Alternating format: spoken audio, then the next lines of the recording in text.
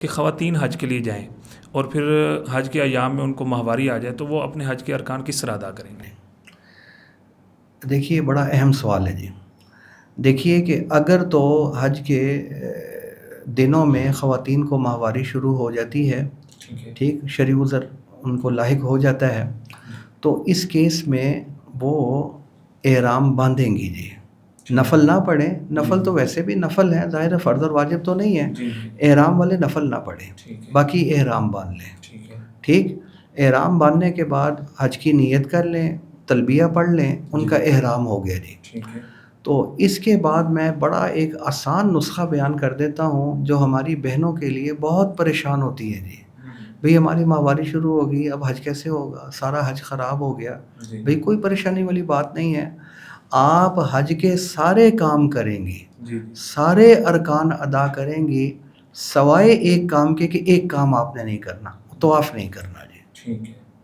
ٹھیک، کیونکہ طواف ہوتا ہے مسجد میں، اور مسجد میں جانا اس ناپاکی کی حالت میں، حیض کی حالت میں ان کے لیے حرام ہے، تو وہ کام تو نہیں کریں گی یہ. ٹھیک، اس کے علاوہ یہ منی بھی جائیں گی، اس کے علاوہ وقوف عرفہ بھی ہوگا، اس کے علاوہ وہ جمرات پر کنکریاں بھی ماریں گی، مزدلفہ بھی ہوگا. سارے کام یہ کریں گی، بس ایک کام نہیں کرنا، طواف نہیں کرنا. تو طواف زیارہ یہ کب کریں گی؟ جب یہ پاک ہو جائیں گی تو پاک ہونے کے بعد غسل کریں، اور غسل کرنے کے بعد یہ طواف کر لیں. باقی سارے کام یہ کرتی رہیں گی، اس میں تو کوئی ہاں، یہ طواف زیارہ 10ویں ذی الحجہ سے لے کر 12ویں کے غروب تک کرنا ضروری ہے جی. 12ویں ذی الحجہ کے غروب سے پہلے پہلے کرنا ضروری ہے.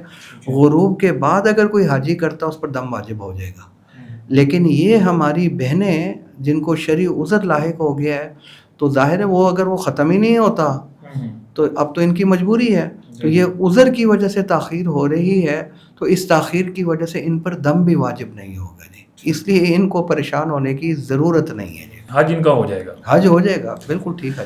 اچھا حضرت، منا، مزدلفہ اور عرفات میں حاجی اپنی نماز پوری ادا کریں گے یا قصر ادا کریں گے؟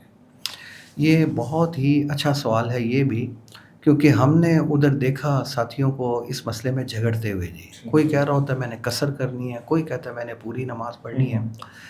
اس حوالے سے میں عرض کر دوں کہ اس وقت منا، مزدلفہ ہماری جامعہ شفیہ کی تحقیق، اس کے علاوہ دارالعلوم کراچی شیخ الاسلام مفتی تقی صاحب کا جو مدرسہ ہے ان حضرات کی رائے، اور بھی بعض بڑے بڑے مدارس ہیں، ان کا موقف یہ ہے کہ اب مکہ کی آبادی پھیل گئی ہے اور یہ تقریباً منا تک پہنچ گئی ہے.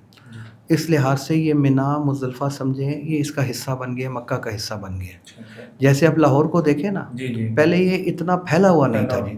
اب وہ آبادی پھیلتی جا رہی ہے، تو لاہور میں بھی وسعت آتی جا رہی ہے. کتنا پھیلی جا رہا ہے آبادی کی وجہ سے. وہاں بھی آبادی آئی ہے جی، اس کی وجہ سے وسعت آئی ہے. تو اب منا اور مزدلفہ وہ گویا مکے کا حصہ بن گیا جی. ٹھیک، اب جو شخص حج کرنے کے لیے جاتا ہے، اگر مکہ، منا اور مزدلفہ وغیرہ کا قیام ملا کر اس کے 15 دن یا اس سے زائد بن جاتے ہیں، ٹھیک، تو وہ پھر وہاں مقیم ہے، تو وہ پوری نماز پڑھے گا جی. پھر وہ قصر نہیں کرے گا. ٹھیک، پھر اگر وہ صاحب نصاب ہے تو حج کی قربانی کے علاوہ عید کی قربانی بھی اس کے ذمے میں واجب ہو جائے گی جی، کیونکہ وہ مقیم ہے، وہ تو مسافر کے ذمے میں واجب نہیں ہوتی. تو فرق یہ ہے کہ حج کی قربانی تو حرم ہی میں کرنا ضروری ہے، اور عید والی قربانی وہ پاکستان کے اندر بھی کر سکتا ہے جی. ٹھیک، البتہ اگر منا، مزدلفہ اور مکے کا قیام ملا کر 15 دن سے کم بن رہا ہے تو پھر وہ مسافر ہے جی. پھر وہ وہاں قصر کرے گا اگر وہ اپنی نماز پڑھے گا. ٹھیک، کسی مقیم کے پیچھے پڑھے گا تو پھر تو ظاہر ہے وہ پوری پڑھے گا.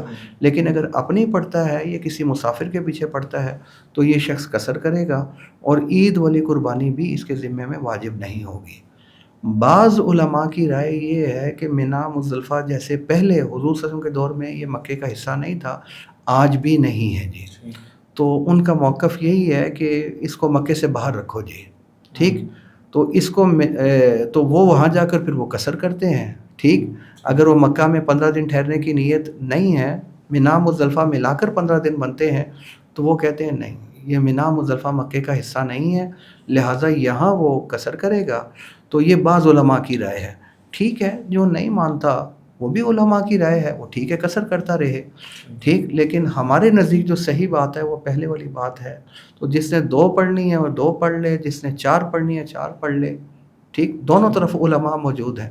لیکن جھگڑا کرنا وہ بھی حج کے دنوں میں، وہ بھی احرام باندھ کر، اللہ نے واضح طور پر قرآن مجید میں فرما دیا فلا رفث ولا فسوق ولا جدال فی الحج، نہ کوئی گندی بات کرو، نہ کوئی گناہ کرو، اور حج میں جھگڑا بھی نہ کرنا، یہ تمہارے حج کو برباد کر کے رکھ دے گا جی.